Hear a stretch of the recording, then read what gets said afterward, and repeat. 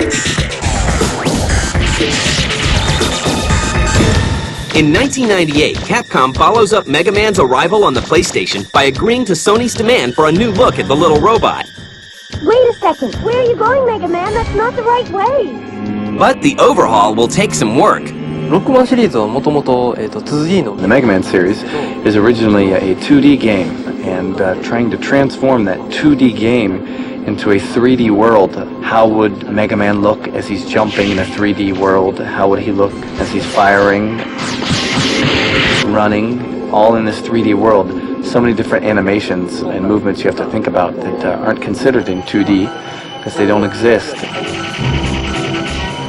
I was going to have to say there's one particular trait about the Mega Man Legends series that really stands out. It would have to be that you're on an adventure. I'm okay, Roll. Everything's all right here. Trying to put Rockman in this new 3D world and have him interact with everything in a believable fashion and still have all the fans think, yes, that is in fact the Mega Man that I'm used to playing as. Trying to keep that image was very difficult. It's a game that utilizes 3D, a really free world where you can go and do anything you really want to. It's not very linear. And with this adventurous world inside the Mega Man Legends series, we figured that there's a lot of different kinds of action, not just destroying an enemy or defeating an enemy.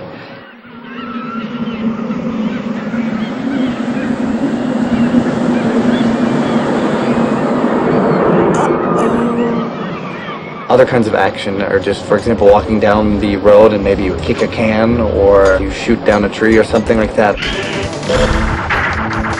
So that alone gave it a lot of freedom and made it a lot more of a huge whole new world and adventure. I think that's what really makes the Legends series stand out. Mega Man Legends is definitely, I would say, it's the most underrated Mega Man game. I mean, it took Mega Man kicking and screaming into 3D gaming.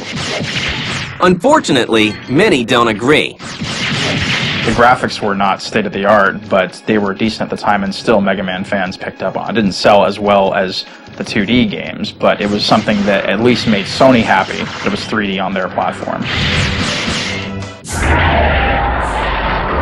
Boy, that new engine sure is something. Completely different from the old one. Following the leap into the third dimension, Capcom begins to look for other video game genres for their star to explore. First, Capcom sets their sights on the popular world of strategy gaming with the Mega Man Battle Network series. Actually, there was two things that were kind of problematic about Battle Network #1. First of all, there was never a game of its type before. There was no pattern to follow, no rough idea to go upon. If there was any type game, it was never really successful. They all failed. So to blend an action game along with the kind of fun you get from the Pokemon game, to blend those two elements together, just the right amount of balance to make the game fun, yet new and fresh, that was very difficult. The combat system in the Mega Man Battle Network games is very different from what you see in a traditional Mega Man game. It's really an interesting variation from the type of gameplay that Mega Man is known for. But Capcom returns to the classic Mega Man style with the release of Mega Man Zero. Going back to that style of gameplay, it's a lot easier to understand what you have to do when you go into a game like that cold and you just pick up the controller for the first time. You run to the right and you beat guys up. You shoot, you jump on platforms. People are comfortable with that.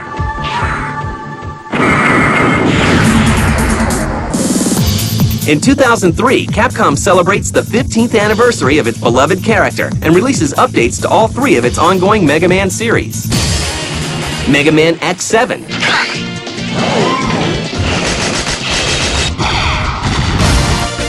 Mega Man Network Transmission, and Mega Man Zero 2. After 15 years as one of the most revered game characters, he shows no signs of slowing. But Mega Man is Capcom's biggest selling game series of all time. Mega Man is a very appealing character. He's got just the right amount of zip and power. There are so many different Mega Mans that you're always going to find one that appeals to you. Mega Man's still around today is because he's one of the staples of gaming history. They're going to keep making them damn things until he dies. I don't know. He is what they live on still. There are so many games and so many fans of Mega Man that he's never going to die. I'm sure they're going to continue to do a lot more and a lot better Mega Man games. He's here to stay.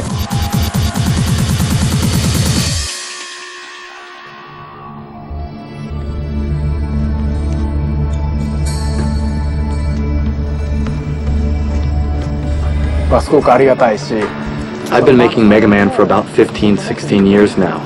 That's a long time, but I still haven't had enough of him. He's a great character. I've always loved him, and I want to continue to keep making games with him in it.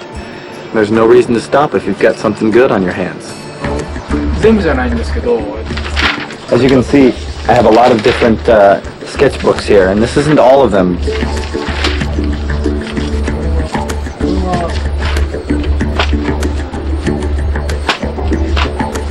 There's a lot of enemy characters that have gone unused, but the ideas do keep coming. So many books, so little time.